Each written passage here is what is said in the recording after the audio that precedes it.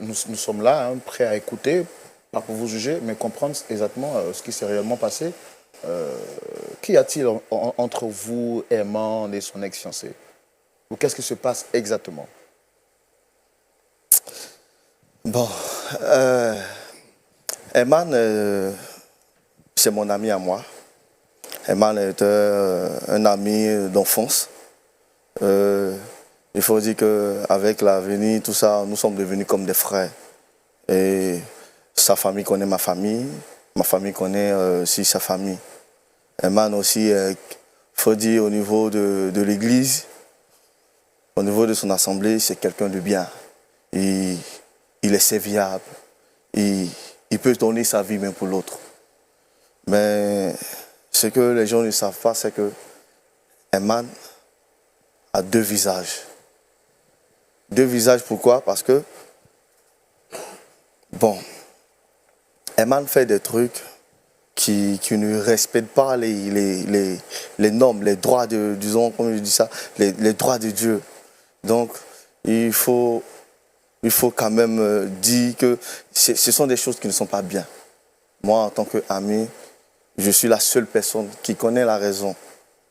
Pourquoi Eman aussi a voulu laisser, a dit merde à sa chérie. Parce qu'il faut dire que Eman devait se marier dans 1 mois.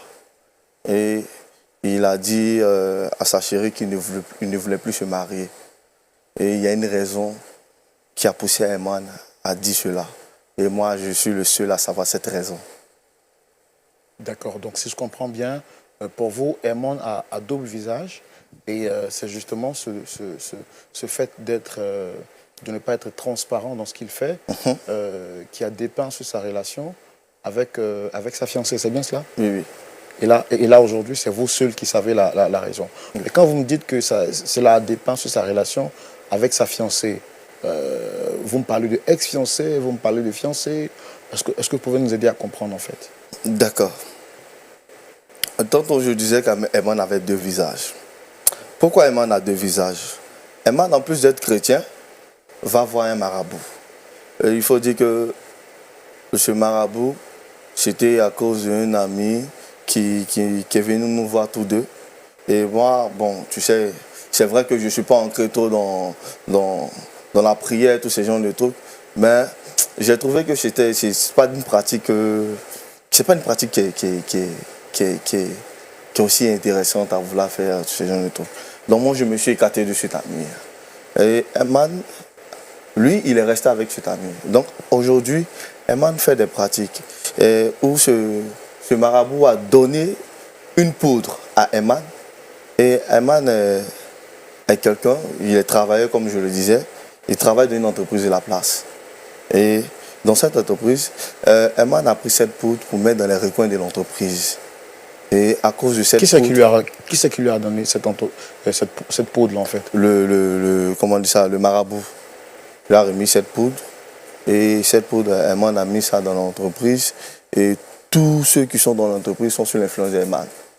Et ceux qui ont mis, Eman qui a mis cette poudre, après, le marabout disait, Eman qui m'expliquait, lui, il dit que si une personne qui est proche d'Eman est en contact avec cette poudre, automatiquement, Eman meurt. Et toutes ses activités s'arrêtent. Alors, si je ne me perds pas, excusez-moi de vous interrompre.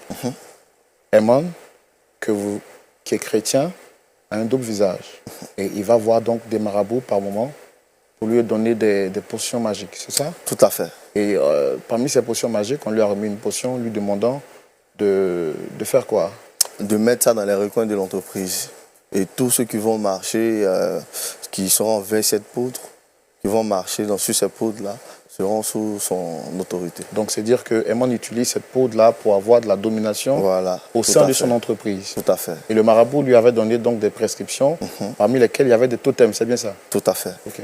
Et ces totems, c'est qu'une personne qui est plus proche d'Eman ne doit pas être en contact avec cette poudre. Et essayez de parler un peu plus fort, s'il vous plaît. Une personne qui est en contact avec Eman, genre qui est plus proche, ne doit pas être en contact avec cette poudre. Sinon, celui qui est en contact avec, qui est plus proche d'Eman, est en contact avec cette poudre, automatiquement, Eman mourrait et puis bon, paf, il perdait toutes ses activités, ces genres de trucs-là. Donc c'est un peu ça. Et je suis le seul, comme je disais, à savoir cela. Raison pour laquelle je les ai invités à venir sur ce plateau pour qu'on puisse quand même le libérer. Mais pourquoi inviter Herman sur le plateau avec son ex-fiancé? Son ex-fiancé a quoi à voir avec ça en fait? Bon, il a tout à voir. Parce que depuis combien de temps elle demande pardon pour retourner avec Herman, ce genre de trucs. Mais Herman ne veut pas. Et elle ne sait pas pourquoi. Parce que Herman lui donne des raisons, des raisons banales, si je peux m'exprimer ici. Il faut dire qu'elle est impolie, elle ne respecte pas. Pourtant, c'est faux. C'est faux. Herman et moi connaissons la raison. Donc, il ne faut pas qu'on arrive à fatiguer une jeune fille pareille pour des trucs comme ça. D'accord, monsieur Maurice.